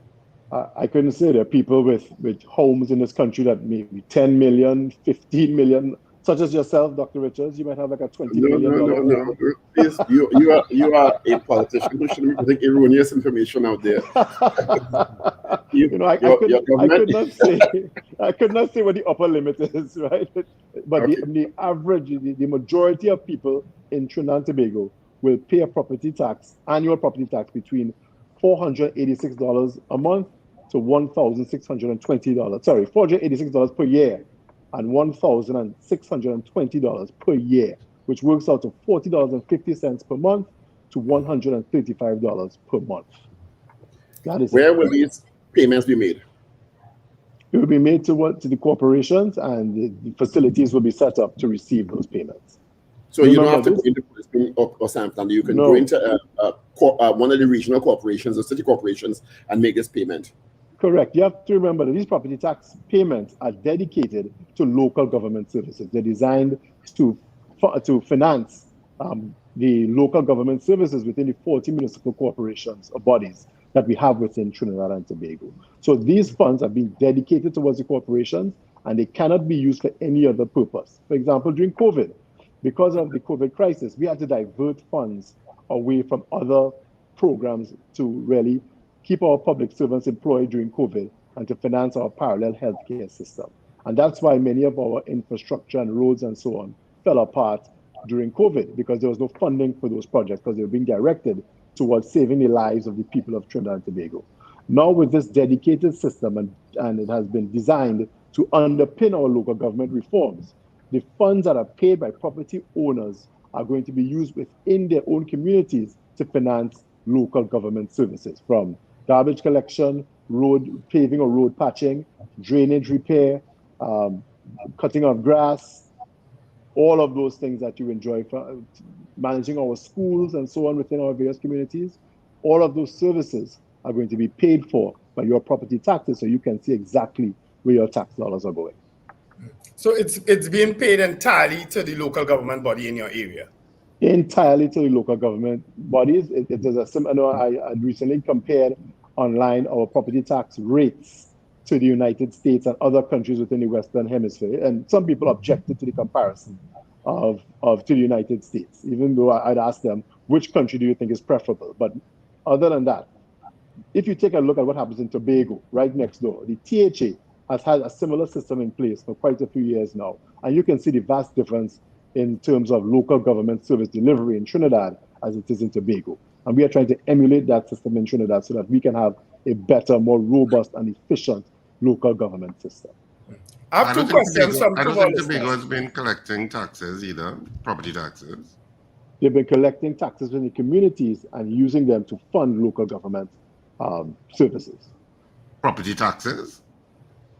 Not property tax, other taxes that they've collected. They have dedicated those taxes towards local government. You said you mentioned schools in what you just said there. How do schools come into property tax? Because schools are run by a budget from the Ministry of Education.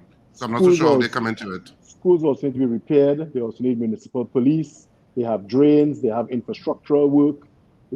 Like, for example, in South Orlando East, the Pleasantville Pleasantville Secondary School, their football field is managed by the corporation. We could have cleaners, all of those things. Much of that is taken care of by the corporation or municipal body within various communities. Yeah, I can attest to that. I can attest that a lot of local government resources go into schools in the districts. I can attest to that. But I have two questions, Minister Manning, from two of our listeners. One is, when pensioners get their tax deferred, the inheritors will inherit a deferred tax that can be enormous. Have you all considered this? Yeah, I don't know how it could be enormous, first of all. But if anyone believes that the property tax that they have been assessed, which is far smaller than the land and building tax that they were previously assessed up to 2009, is too much to handle, they can simply apply for deferral for that. The enormity of it will come in if the tax for the pensioner is deferred and the pensioner lives another 10, 15 years and you inherit the property. Yes. What I'm saying is that you have to also keep in mind that during that time, the pensioner and everyone else in Trinidad and Tobago would be receiving the same local government services that everyone else is paying for. Also, be reminded that in Trinidad and Tobago, there is no inheritance tax, there's no estate tax, there's no gift tax, there's no capital gains tax on the sale of property throughout Trinidad and Tobago. What we have is a very low 2.7% of annual rental value property tax. Those services that property is enjoying, and in many places in Trinidad and Tobago, you could not enjoy the use of your property without local government services. A simple thing as spraying for mosquitoes in some parts of Trinidad and Tobago would be uninhabitable if we did not spray for mosquitoes. Okay, so you could not enjoy the use of your property without these local government services. So the taxes have to be paid. Understood. Another question, I don't know how you're going to respond to this one though, is that someone in their single household has two kitchens, but they're being assessed as two residential properties. If anyone believes that an error was made, they can simply challenge it with the valuation division. They can make a challenge, and the valuation division will be clear on exactly why it was assessed that way or how it was assessed that way, or in fact, if an error was actually made, which is also quite possible. Which goes back to my issue of subjectivity on the basis of some of the people who would have gone out into the field. Yeah, it may not have been subjective. It may have just been an error. You know, mistakes happen. People make mistakes. There were thousands of forms. As I said, I think we have about 200,000 property owners in Trinidad and Tobago. Mistakes are made sometimes, and you are free and should query any valuation that you believe is incorrect. Yeah. Now I have some questions coming in also. First of all, HGC rental properties or mortgage properties and multi-story buildings, is each of those persons in those HGC multi-story ownership properties or rental properties have to pay tax? Property tax. If you are an owner of a property, you will have to pay a property tax. If you are not an owner, such as a renter, you are not the property tax payer. Right. They're also asking about illegal occupants in some of those things. Well, they wouldn't be owners, so they wouldn't fall into a category because they're illegal. That's a completely different topic. Yeah. Different. What are the sanctions for failing to pay property tax if you have not filed a query? The sanctions if you have not filed a query. If you have not filed a query, then you will have to pay the rate that you have been assessed. You know, and if you don't pay that? If you don't pay your property taxes, there would be certain penalties going on for a period of time, and usually you'll be charged a penalty. Are there interest on property tax? At some point, it will be collected. Is there interest that's going to accrue on property exactly, tax? And that would come from the Inland Revenue Division, but I'm pretty sure that there would be some level of interest payment on non-payment of taxes, as we have for any other tax in Trinidad and Tobago. All right, are you going to take some calls? Because we have a lot of questions coming in the chat and people wanting to clarify stuff. All right, so 222-8255, toll-free North Americans, 866-525-1099.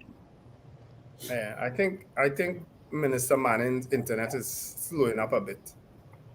Yeah, not sure. It's been fuzzy the past few days. Welcome to my world.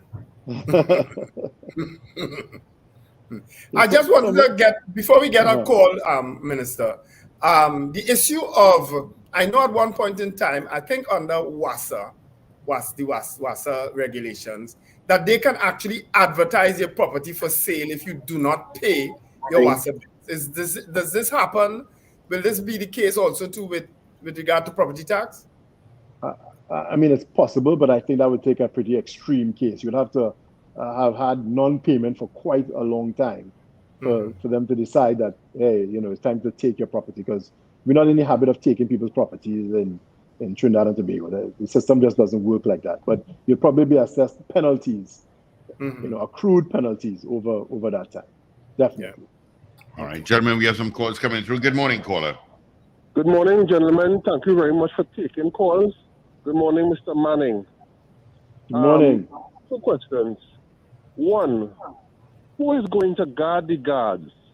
By that I mean, when the property tax is collected by the corporation, how am I to be confident that the corporate, and how am I to be, let's say the corporation collecting the money, and I can't see I still seeing open manholes in my area.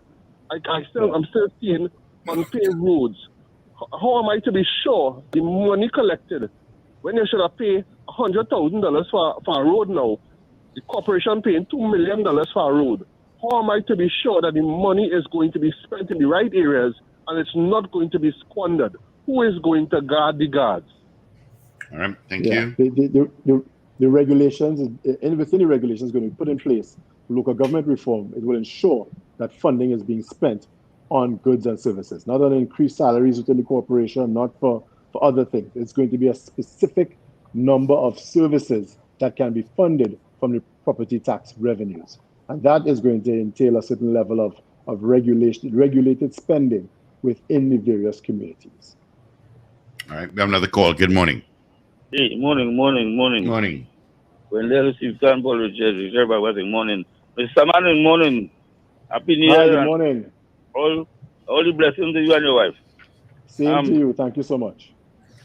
This property tax issue is a very contentious issue all about the place. It shouldn't be. But it's a lot of contention in that all around the circles. Eh? I always say I hear anything right to left, right, and center. What there is a lot of misinformation, and there's been a campaign of misinformation by some very determined individuals. Information, but they say they make no sense pay no taxes right now when they got. That's what they say. Thing real hard. They raise electricity, they raise gas, food gone up, everything gone up, and people say they still have to pay more tax. Mr. Patrick, who has raised electricity? Eh? Who has raised electricity? Some this month? No. Mr. Patrick, you're raising electricity for this month? No, I hear that they say electricity. Oh, you heard no, that? You hear that? Electricity. Okay, all right. Yeah. No. Paul, let me remind the people of Trinidad Tobago. Let me remind the people of Trinidad Tobago. We will be paying electricity every 2 months, or we'll be paying month to month from this month. So, the government didn't say that. I hear that all about the place. On the radio, on the press, all about. Month to month electricity bill. All right, that's all right? A young lady was saying she's glad she don't have no property because she don't have to pay property tax because she's renting.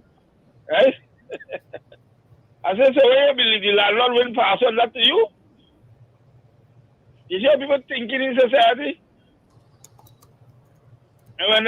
Mr. Patrick, you have a question for Minister Manning? Question, Mr. Patrick.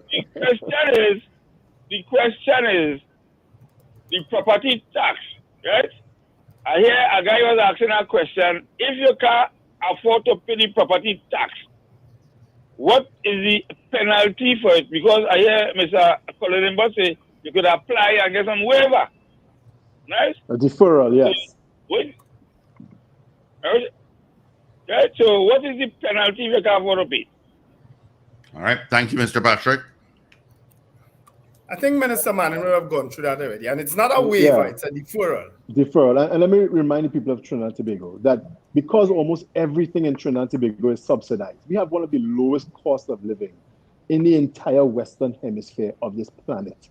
Everything is subsidized. I mean, we have subsidized water, electricity, transportation, fuel, free education, free tertiary education, free drugs for chronic illness, healthcare. Almost everything in Trinidad and Tobago that we consume is being subsidized or the cost is being borne by the state.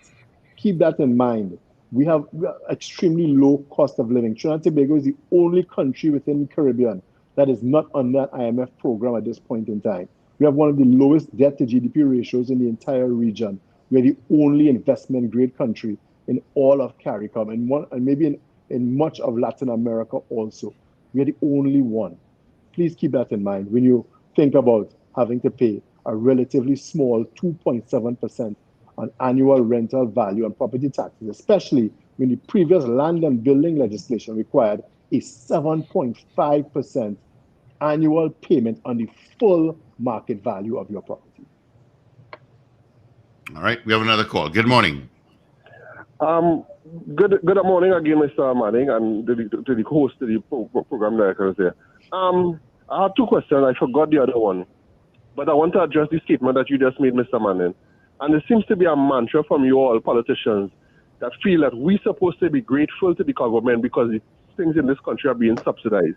The things in this country can afford to pay for these things. When we pay $500 million for a commission of inquiry, the country can afford to pay for these things so the citizens can live a better quality of life. It's not a favor all they're doing us. We're paying for these things, right? That's the first thing. Second question I would like to ask about the property tax is this. And I would like to make a statement after I ask the question. When are you I have other calls, so. When are you going to start implementing property tax? When are you going to start implementing property tax for business community? Because my personal philosophy is I am not paying a cent in property tax until one Woodbrook Place, one Alexander Place, West Mall, Gulf City Mall, and all these places that all you could probably collecting hundreds of thousands of dollars in taxes from, paying taxes, and all this start with me, the small man, right? when will they start collecting from them? Because here what could happen. Or they would implement it for them afterwards. However, the election could change, the government could change, and them never start to pay taxes. So my personal philosophy is when will they start taxing them, then I go pay any property tax will implemented on me.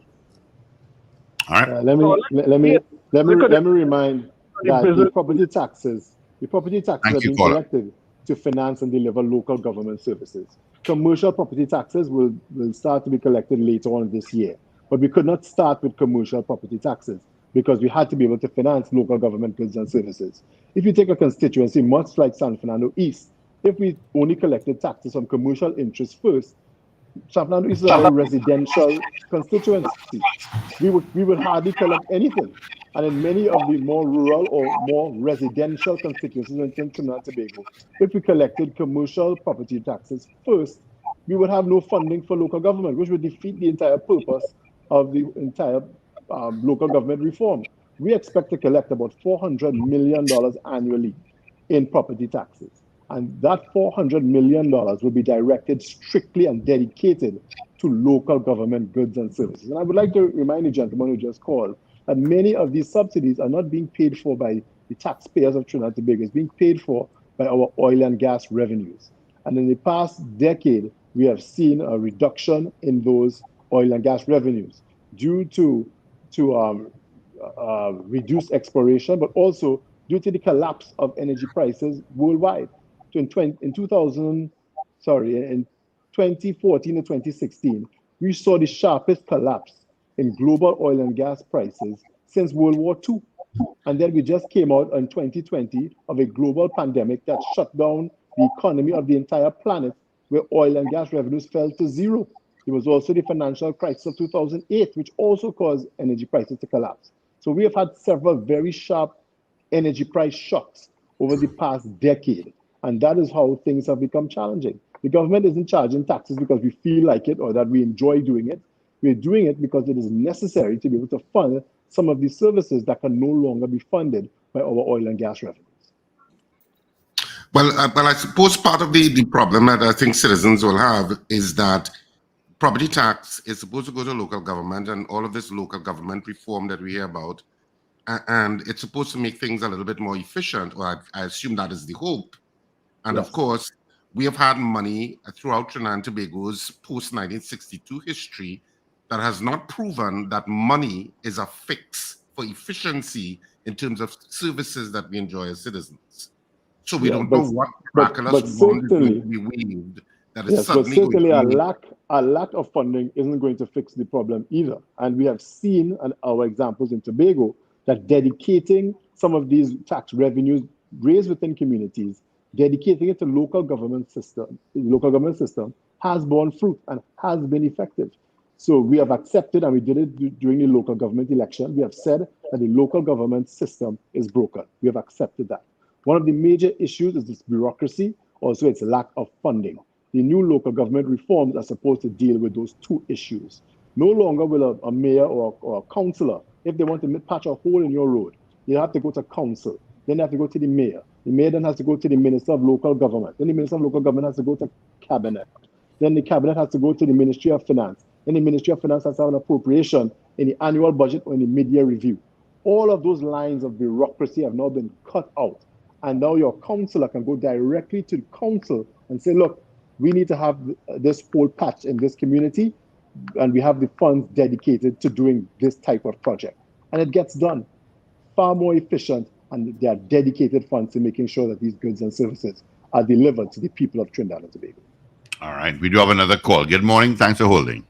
Good morning, gentlemen. Good morning, Good morning. Mr. Mother. I called to answer a question. If you don't want to pay property tax, get rid of your property. The property tax is not complaining about pothole. No, you wouldn't have any pothole. Just get a guard to guard the money and make sure the money is spending in the right place. Trinidadians want everything for free, Mr. Lincoln. Good grief, pay the taxes. Have a good day. Thank you. And the taxes were intentionally made low because we understand that people have not paid property tax in 15 years and they're being reintroduced, and we wanted to have a gentle reintroduction. Good morning. Yeah, good morning, Mr. Martin and the rest of the panel there. Morning. Question is, could you give us an update on the NIS proposal that you all had considering the retirement age? Sorry, say that again. Sorry. Off property tax. He went off. The NIS age of retirement. He says, what's an update on that? Yes, we're working on increasing the retirement age to age 65 because of our aging population. If you understand how the retirement funds work, the people who are employed now pay the pensions and benefits of those retired now. Because we have a population that is living longer and healthier, people are retired for a much longer period than they used to be. I have a great aunt who died the other day at 103. She was retired my entire adult life. She was retired the entire time and would have been receiving such benefits. But our working age population has begun to shrink, because people are having less and less children. Right now, our birth rate is below that of 2. We're not even replacing ourselves. Our birth rate, I believe, is about 1.75 children per woman in Trinidad and Tobago. So we are not replacing ourselves. Our work age population is not expanding, but our retirement age population is expanding exponentially due to better health care and people living longer. So that is why the retirement age has to be changed. I think he was asking for an update on it. What is the update? It is being implemented and it will be implemented soon. Well, of the 5 people on this screen here, 4 of you all need to make some churn. Not much I could say. Good morning, caller. You're not calling any names.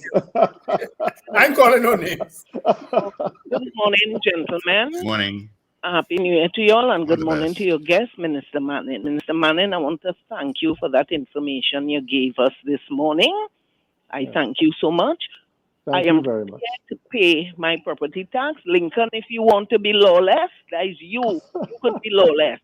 But I'm willing to pay. This is the only country I know that gets subsidy and everything. Ask anybody of the Caribbean. I have a friend in Barbados. Absolutely. St. Martin. And they say, oh, you're lucky. Yes, we really lucky. So, Lincoln, if you prepare to be lawless, you go right ahead, Phil. Let me tell you, see the people in Diego Martin, I don't want to hear none of them, especially in my area. Talk about, oh God, the property tax, because they gave fire one all their money. Let me tell you, Gaza, Ukraine. All right, you have a question, Mr. Gomartin, again? Last night we had it. So, Mr. Minister, you'll bring it on. I find it takes so long. Bring it on. Thank you very much. Mr. Manning, going back to a question, what do you call this? But let me say one thing, though. There are countries in the Western Hemisphere with lower property taxes than Trinidad and Tobago. There are a handful, but there aren't many. If you look around the entire region, Canada has a property tax rate of 2.5% on full market value. We have Colombia 0.4 to 1.2% on full value. We have Singapore 10% over $15,000. India 5% to 20%. China 1.2%. All of these rates are on the full market value of your property. This is a 2.7% tax on the far smaller annual rental value, which is lower than the 7.5% we used to pay up to 2009 on the old land and building taxes legislation. I was going to ask a question based on one of the callers earlier on who voiced concerns about the systems in place at the corporations to, one, receive the funding, which goes directly to the corporations for works in the corporation districts. Yeah. And the situation that's existed in the past where several of the corporations had not filed audited returns for years, and there were accountability and transparency issues in those corporations. And the reform is expected to miraculously solve all of these issues in the interest of the businesses. And if yourself, the Minister Imbe, and the government is not concerned about these issues related to the funding collection is one thing, but the actual administration of the funding and the interest of the businesses is something else. No, absolutely. It is something that we're very much concerned about. And what we can do and what we are doing is attempting to write the best legislation possible that makes it even more difficult for funds to be used inappropriately. But of course, with any kind of new legislation like this one, it's going to be something that's dynamic and that is updated over time. But it's not going to be a free-for-all. You're going to have to account for everything. And, we are going to try to do our best to do that. But of course, we are very much concerned that these additional funds would lead to additional misbehavior. So the systems will be monitored the best as possible. The legislation is going to be written in a way so that funds can only be used for particular purposes. And we are going to try to implement the best system that we can to ensure that monies are accounted for and there's value for money. In the past, the Ministry of Finance itself would be the body that administered and monitored the use of funds because the funds came out of the consolidated fund. In this case, no, it's coming from the taxpayers. It goes directly to the right. But in the past, the finance ministry disbursed and monitored the funding. In this case, the funds are going directly to the corporations. Which ministry is going to be monitoring how much funds is going in, what the funds are being used for on an annual basis? Because the financial cycle was 1 year before. Now, the corporations themselves are doing all the financial administration checks and balances, which to me is a real concern on my part. But that happened before, Paul. It was the Ministry of Local Government that will be managing the various corporations at this point in time.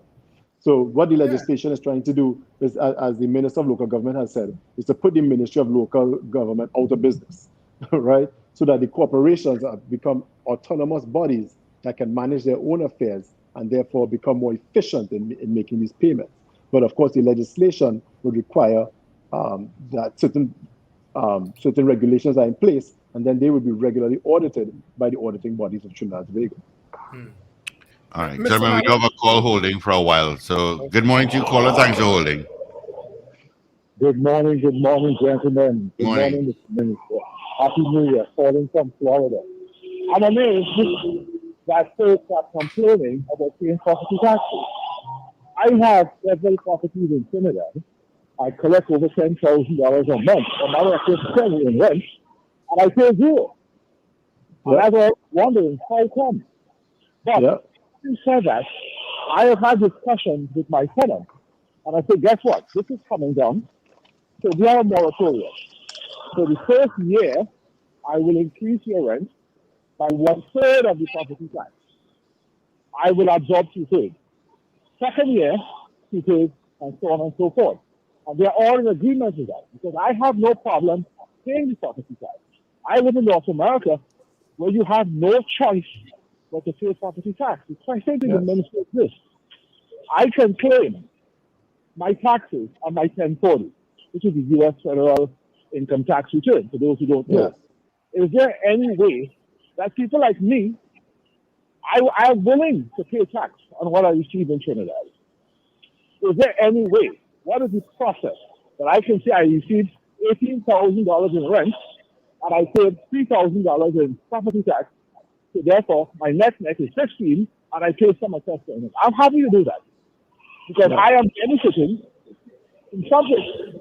So I think if you guys could include within the tax law a provision where a citizen gets a rebate on their taxes, in terms of how much to pay, the refund, whatever you call it, so the taxes paid, I think it should be more palatable for folks to follow. I don't know if that's the thought. I know in New York, in Florida, I pay federal, I don't pay, and I get back a full amount. Yeah, and thank you so much. And that's why I found it laughable when so many people seem irritated by the comparison between our property tax rate and the property tax rates in the United States, because they pay far more than the property tax rate. Unlike Trinidad and Tobago, they have the inheritance tax, estate tax, gift tax, capital gains tax. Capital gains tax means you pay a significant tax on any accrued value in your home. If you bought your home for $1 million, sold it for $2 million, you have to pay a tax on that. In Trinidad and Tobago, the tax is zero. You pay nothing. So I mean, my accrued taxes that I paid, state, local, all that sort of mumbo jumbo, is 76%. Including property tax. When I hear 2.7%, I say, well, listen, let me run the Trinidad. Granted, the state of America are much better. I don't doubt this. Roads are better. I totally agree. But if this is going to be used to the betterment, now know the key word, if you see the documents, I say go for it. My only concern is enforcement and accountability. With all these I totally agree. we need to make sure that the guardrails are there to protect people who pay these taxes. Yeah, and that's the point of one, local government reform, and also the implementation of the TTRA to implement a more judicious and comprehensive tax structure within Trinidad and Tobago. You see, all of these things are not being done in isolation. They're being done in tandem with various pieces of legislation, which improves the tax structure of Trinidad and Tobago. Because if we have more people falling under the tax net, it lowers the tax burden per individual in Trinidad and Tobago, because everyone would be paying their fair share instead of having a handful of people having to pay taxes on everyone else's behalf. That's the whole purpose of the TTRA. Minister, is it envisaged that there'll be a gradual increase over a period of time in terms of the taxes? Not at this point in time. No. I've had no discussion about increasing property tax rates anytime soon. Okay. Yeah. Mr. Manning, thanks for being with us this morning. We appreciate your time and the information you provided too. Anything for you, Dr. Richards? You just have to ask, and I'm here as a servant of the people to inform and to educate. The man campaigning already, yes. You have a very happy, prosperous, and safe. The election bell ring on. You and your family. Always. All the best, gentlemen. All the best. San Fernando East. San Fernando Happy New East Year. is the safest seat you could ever contest. Sir, as my father told me, a seat is only as safe as you make it. I will never take the support of the people of San Fernando East for granted. Well, until they change the name Manning in that seat, I know what I happen. So we have significant work to do in the constituency, and we work hard every day to represent the good people of San Fernando East. Thank you very much. I hear you. And how is your mother doing, Hazel Manning? Doing quite well. She's been working on her various consultancy efforts, and she's been quite busy. And she had a nice sister came to visit for the holidays, so she had a fantastic Christmas vacation also. You tell her we send hello. When I say you have family in Spain too now, so our family all over. Have a good day, Mr. Minister. We have to get this birth rate up, okay? Yes. Well, I toss it over to you. The floor is yours. Gentlemen, all the best to the people of Trinidad and Tobago. Happy New Year. Let me leave before I get in trouble. All the best. All the best to you. Take care. Thank you. You all have a great day. The Minister of Finance, Brian Manning. Yes. Folks, have an absolutely wonderful day. Remember to let go and let God.